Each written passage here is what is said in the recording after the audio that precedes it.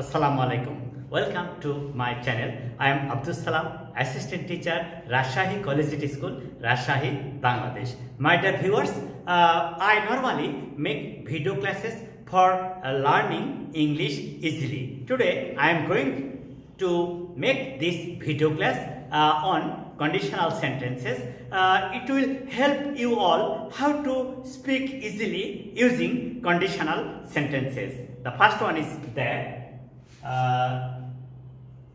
How to speak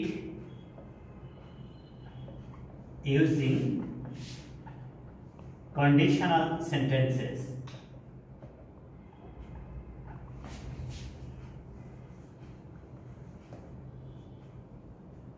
আজকে এর উপরে আমরা কথা বলবো এবং কাজ করব। আচ্ছা, আমরা বলি না, তুমি যদি তোমার বইটা আমাকে ধার দাও, আমি তোমাকে সাহায্য করব। তাহলে কিভাবে হবে এটা? if you lend me your book, I shall help you. এই যে এইটা হচ্ছে আমাদের ফার্স্ট কন্ডিশন। কিভাবে ফার্স্ট কন্ডিশন হলো যে কোনো কাজের একটা শর্ত, যেমন তুমি যদি বেশি পড়ালেখা করো তাহলে বেশি ভালো শিখবা। ঠিক একইভাবে if you lend me your book, তুমি যদি তোমার বইটা আমাকে ধার দাও, I shall help you, আমি তোমাকে সাহায্য করব। আমি যে তোমাকে সাহায্য করব এই শর্ত হচ্ছে এই সেন্টেন্স কি if plus present plus future. আমরা এটাতে আরেকটা সেন্টেন্স তৈরি করি।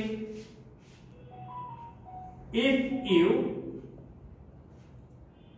try a lot, you can do better in the exam. এই যে এটাও কিন্তু ফার্স্ট কন্ডিশন, তাহলে তুমি পরীক্ষায় ভালো করতে পারো, শর্ত আছে। শর্ত কি? if you try a lot, তুমি যদি অনেক চেষ্টা করো। তাহলে আবার এটা দেখো,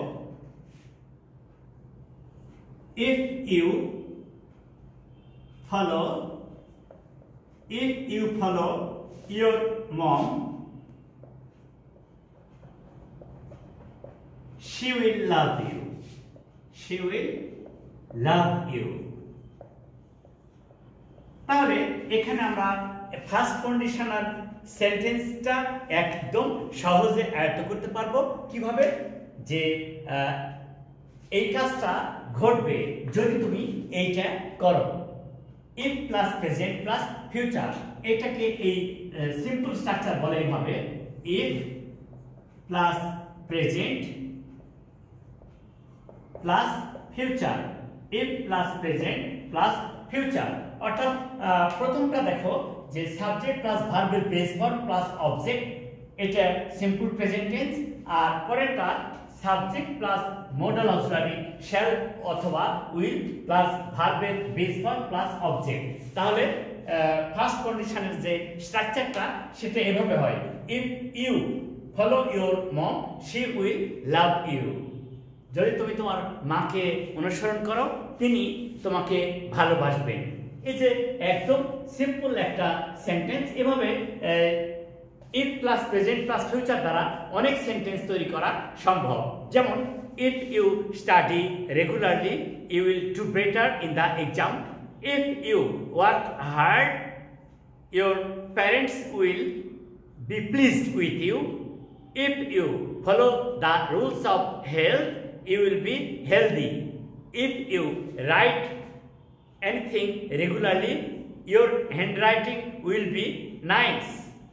তাহলে আমরা এখানে যে বিষয়টা দেখলাম যে ফার্স্ট কন্ডিশনের একটা রূপ if plus present plus future, এভাবে আমরা ফার্স্ট কন্ডিশন দিয়ে সেন্টেন্স তৈরি করতে পারবো একদম সহজে। ফার্স্ট কন্ডিশন দ্বারা সেন্টেন্স তৈরি করা সম্ভব। এই ফার্স্ট কন্ডিশনের আরেকটা স্ট্রাকচার আছে, যেমন দেখো if plus present plus present, এইটা কি? অর্থাৎ এটা শুধুমাত্র ইউনিভার্সাল ট্রুথের ক্ষেত্রে হয়। ইউনিভার্সাল ট্রুথ,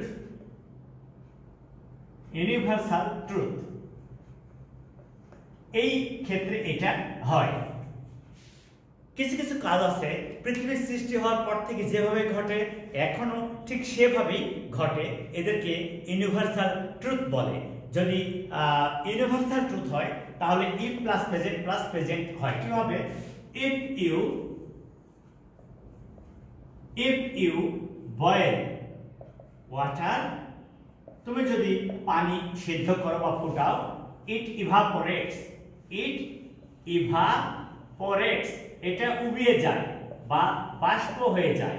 তাহলে subject plus verb plus object, subject plus VI, verb intransitive, এরপরে অবজেক্ট ব্যবহার করার প্রয়োজন হয় না। ইন্ট্রানজিটিভ ভার্বটা শুধুমাত্র সাবজেক্টের সঙ্গে ব্যবহৃত হয়ে ইচ্ছা বা কর্ম সম্পাদন করতে পারে। তাহলে এইটা হচ্ছে universal truth. If you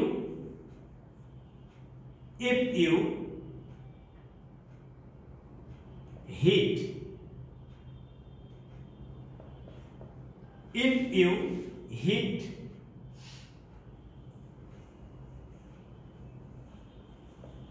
you heat iron, it becomes hot.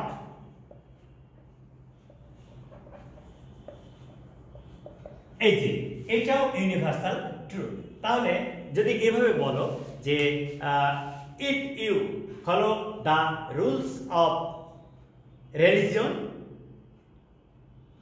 Allah helps you, তাহলে আমরা কি শিখলাম?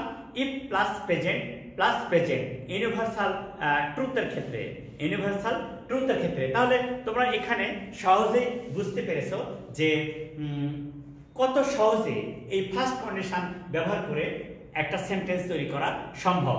আর আমরা একটা উদাহরণ দেব, সেটা কি একদম সহজ হবে। সেটা if plus present plus imperative, if plus present plus imperative, if plus present plus imperative clause. আচ্ছা, ইম্পারেটিভ ক্লজটা কি রকম হয়? তোমরা তো জানো যে সেন্টেন্স দ্বারা আদেশ, উপদেশ, অনুরোধ, নিষেধ বোঝায় তাদেরকে ইম্পারেটিভ সেন্টেন্স বলে। আর ওই ক্লজটা কেমন হয়? এই যে ভার্ব প্লাস অবজেক্ট অথবা এক্সটেনশন, এভাবে ইম্পারেটিভ ক্লজ তৈরি হয়। তাহলে কেমন? If you are an honest person, speak the truth,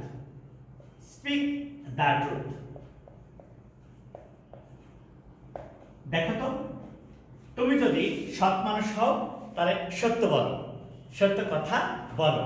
তাহলে ইফ প্লাস প্রেজেন্ট, এটা ইম্পারেটিভ। কেন? এই স্পিক হচ্ছে ভার্ব প্লাস দ্য ট্রুথ, এটা হচ্ছে অবজেক্ট। তাহলে কাউকে আদেশ, উপদেশ, অনুরোধ, নিষেধ এরকম বোঝালেও কিন্তু ইম্পারেটিভ ক্লজ ব্যবহার করা যায়। তাহলে আমরা সহজে কিভাবে করব? যে if you are intelligent, work hard. If you want to cut a brilliant figure in the exam, follow the rules of study. If you want to enjoy the love of your parents, love them and follow them. So now you can easily understand what a nice way of talking using first condition in a sentence. So my dear viewers, please follow this video from the beginning to the end and try to share it and tell your friends to subscribe and share. Assalamu alaikum.